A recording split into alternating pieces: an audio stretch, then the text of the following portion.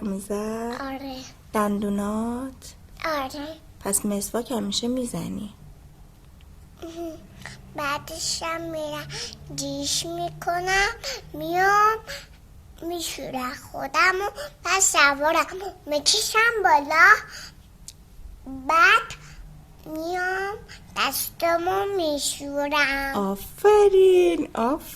دستاتو برای چی میشوری؟ که برقم بزن، که برق بزنه. قربونت اگه برم. کسی فش کنه برق که نمیزنه. آفرین. میکروب چی؟ میکروب هم میاد رو دستم سیاه میکن. بعد میکروب اگه یه وقت تو اینجوری دستتو بزنی به دهنه چیکار میکنه؟ بعد میکروب میاد تو دست، همینجا گاز. تو الان میکروب باش.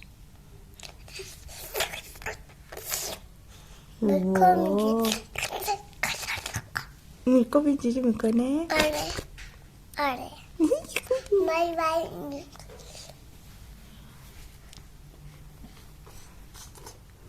اینطوری. گندم چی اینجوری کردی؟ چجوری بشینیم؟ اینجوری. اونجوری بشینیم خوبه؟ اینجوری.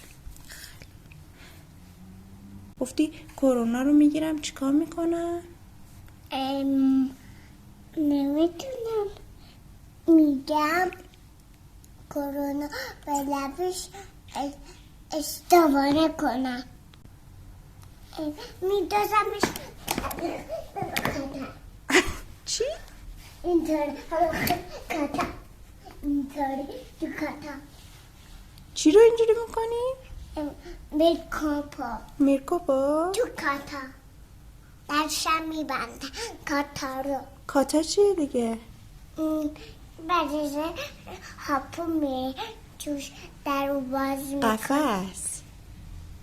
نه تو قفس، نه تو کافه. غذا بهش میدن، حالا غذا میدن، حالا بهش نمیخواد بخواد بکنه. چی میگی؟ گندم ببین منو. وای چه تکنیکایی بلدی. تو هم بلد اینجوری.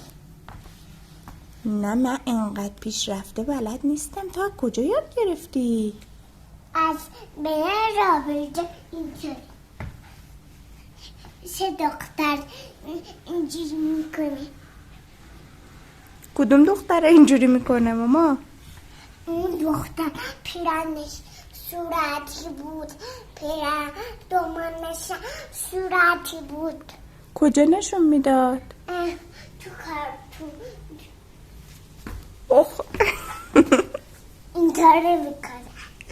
وای اینطوری شکلات آب نبات بخور. خیلی ممنون. من میل ندارم. شما بخور. من میل ندارم. تو هم میل نداری؟ نه تو بخور.